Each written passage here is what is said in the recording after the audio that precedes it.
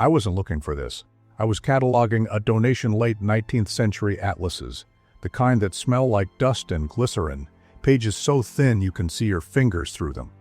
Standard archival work. Log the publisher, note the condition, cross-reference the collection database. Then I opened 2 editions of the same atlas. Colton's General Atlas, one from 1882, one from 1886. 4 years apart, I placed them side by side on the examination table. Same publisher, same cartographer, same scale. I was checking for differences in coastal detail, the kind of minor corrections you'd expect as surveying improved. But when I turned to the map of Asia, I stopped. In the 1882 edition, across the heart of the continent from the Caspian Sea to the Pacific Ocean, from the Ural Mountains down past Mongolia, one names stretched across an area the size of Europe and Asia combined. Tartary. In the 1886 edition, that name was gone. Not moved. Not revised. Gone. And its place, Turkestan. Mongolia. Manchuria. As if they'd always been there. As if they'd always been there. As if the word I was looking at in the earlier map had never existed. This wasn't a border adjustment. This wasn't a political name change, the kind you see when empires collapse or nations form. This was the deletion of an entire geographic designation, a landmass covering millions of square miles, labeled consistently for centuries, erased within a single print cycle. I checked the edges of both maps. No errata, no explanation, no acknowledgement that anything had changed. I sat there for a long time, just looking at the empty space where the word used to be. To understand what I was seeing, I had to go back. Back to how map-making worked. Back to what these documents were supposed to represent. From the 13th century onward, European cartographers compiled knowledge from travelers, merchants, explorers, and military campaigns. They documented political boundaries, known territories, trade routes. As information improved, maps were updated. This was a careful, methodical process. Cartography wasn't art. It was record-keeping. When explorers returned with new surveys, cartographers adjusted coastlines, corrected distances, added cities. When empires expanded, borders shifted on paper to reflect ground truth. When a region's political structure changed, the labels changed with it. This is what we expect. This is what maps do. And for over 500 years, European maps of Asia included one word, repeated across edition after edition, atlas after atlas, Tartary. It wasn't obscure. It wasn't marginal. The term appeared in the works of Abraham Ortelius in 1570, whose Theatrum Orbis Terrarum was the first modern atlas. It appeared in Martini's mid-17th century maps, widely circulated across Europe. It appeared in Hermann Moll's 1732 map of Great Tartary, now held in the Library of Congress. It appeared in Russian Geographical Society archives, in dozens of maps spanning the 18th and 19th centuries. The region was bounded by recognizable geographic features. To the west, the Caspian Sea and the Ural Mountains. To the east, the Pacific Ocean. To the south, the edges of China, India, and Persia. To the north, the vast stretches of Siberia. This was not a small area. This was not a minor designation. On European maps, Tartary covered the span of Central Asia and Siberia territory, comparable in size to the combined expanse of multiple modern nations. And it was consistent. Map after map. Decade after decade. Century after century. You could open an atlas in London in 1650, or Paris in 1750, or St. Petersburg in 1850, and you would see the same word, until you wouldn't.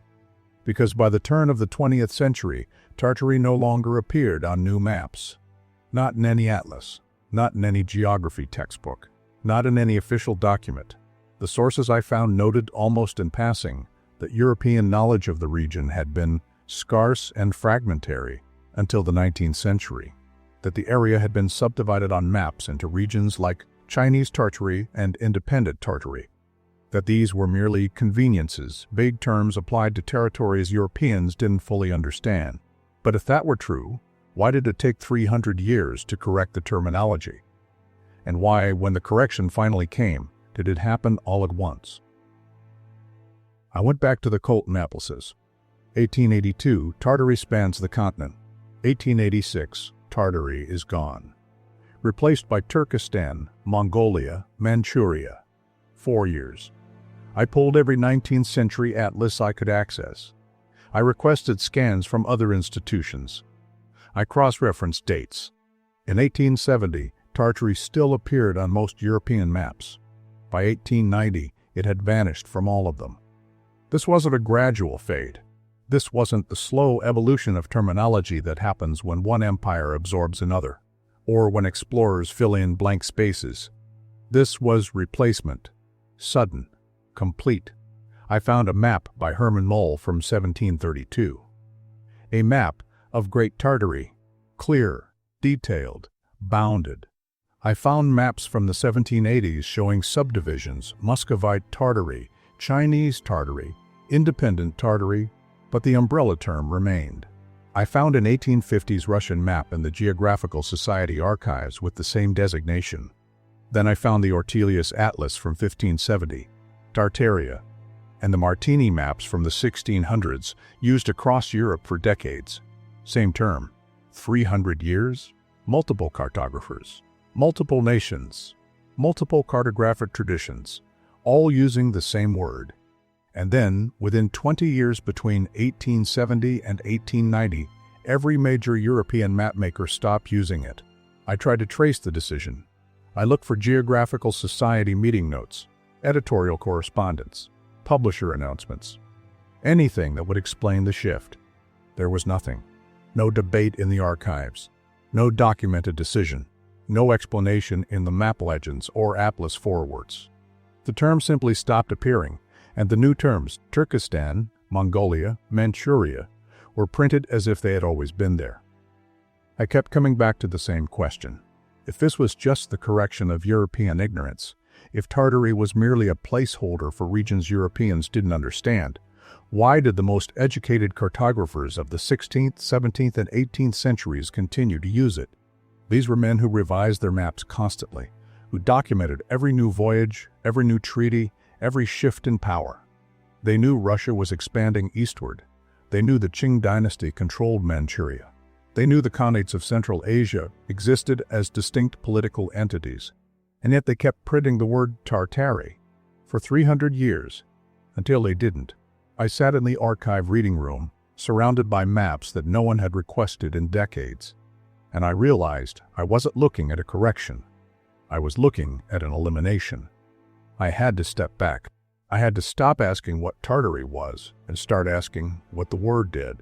Because the more I looked at these maps, the more I realized the answer wasn't in the geography. It was in the system. European cartographers in the 13th through 19th centuries were operating with incomplete knowledge. They knew this.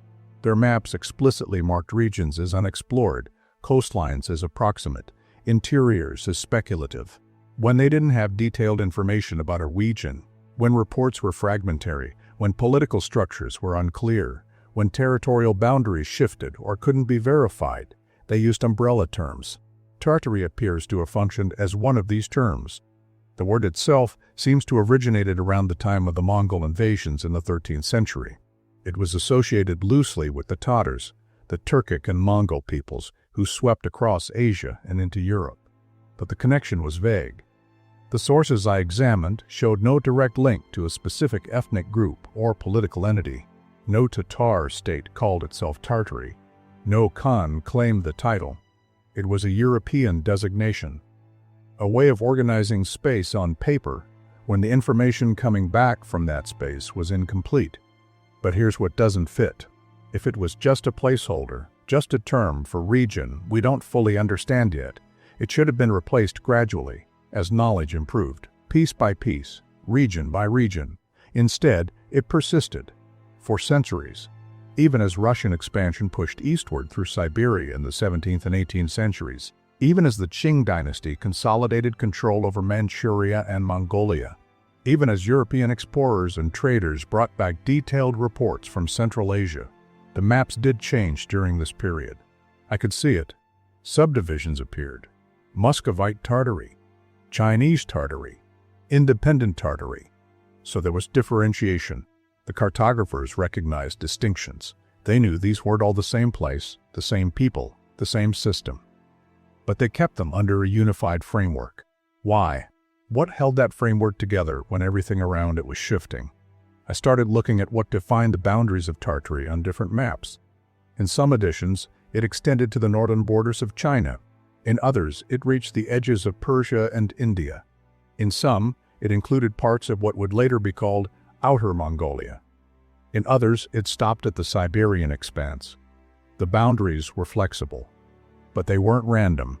Everywhere the term appeared, it seemed to mark regions where European knowledge was mediated, filtered through intermediaries, second-hand reports, contested claims. Places where no European power had direct, sustained control. Places that existed on maps but remained in some fundamental way outside the European knowledge system. Until the 80s. That's when the system collapsed. Not because the region suddenly became known. Russia and China had been documenting these territories for decades by that point. The system collapsed because something changed about how knowledge itself was supposed to be organized. I don't know what that change was. I don't know if it was a decision made in a geographical society meeting, or an emergent shift across multiple institutions, or a response to political pressure I can't trace.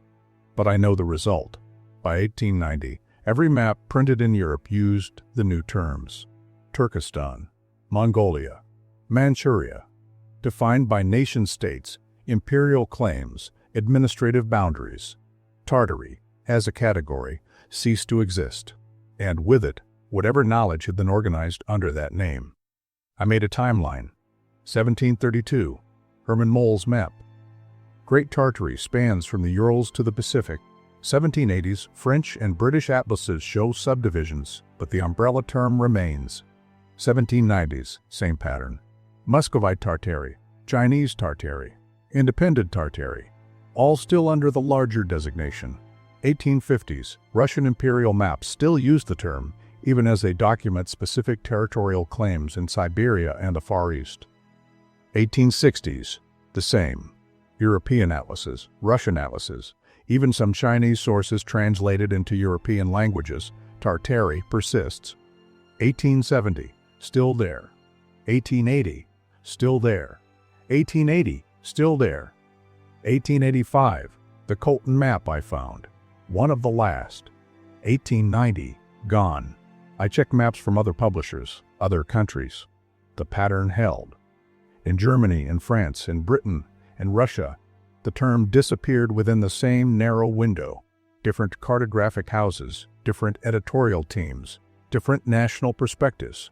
All of them stopped using the word at approximately the same time. I found fragmentary references in Western literature from the late 17th century. Travelers' accounts, some fictional, some claiming to be factual. They treated Tartary as real geography. They described routes through it, cities within it, peoples inhabiting it. Some of these accounts were exaggerated, sensationalized, but they assumed the place existed. By the early 20th century, those references had stopped, not because the region had changed. The land was still there. The people were still there. The cities, the steppes, the mountain ranges. None of that had moved. But the name was gone, and with it, the framework for talking about the region as a unified space. I kept returning to the maps, trying to find the moment of transition, trying to find the explanation. There wasn't one. The older maps were archived, stored in libraries, geographical societies, private collections, available to anyone who wanted to look, but no one was looking.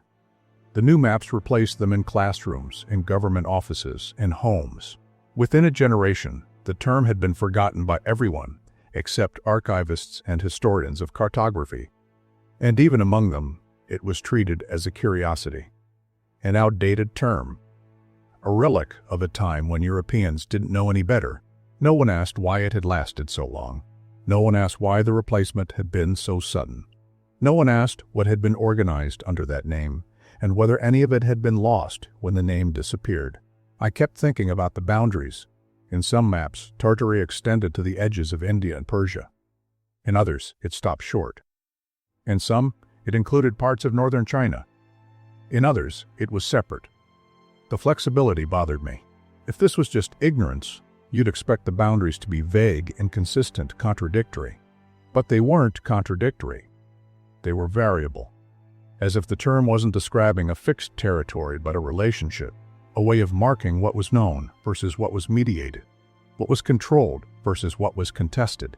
And when that relationship changed, when the Russian Empire consolidated Siberia, when the Qing dynasty formalized its borders, when European powers carved Central Asia into spheres of influence, the term became obsolete, not because the knowledge improved, because the political map no longer needed a category for spaces outside direct control. The redrawn maps weren't mysterious. I want to be clear about that. From the 18th century onward, maps were constantly updated to reflect Russian and Chinese imperial expansion. This was administrative work. As empires consolidated, cartography followed. New surveys were commissioned. Borders were formalized. Territories were named according to the powers that controlled them. This was normal. This was expected. But the speed of the terminological shift in the 1880s and 1890s, that was different. By 1900, no new atlas published in Europe included the word Tartary, not one. By 1920, it had disappeared from geographic education entirely. By the 21st century, the term existed only in historical map collections, in archives like this one, where I found it by accident. I searched for records of debate. Geographical societies in the 19th century documented their discussions extensively. They debated map projections, coastal measurements, the naming of newly explored territories. But I found no record of anyone discussing the elimination of Tartary, no proposal to replace the term, no vote, no rationale published in geographical journals.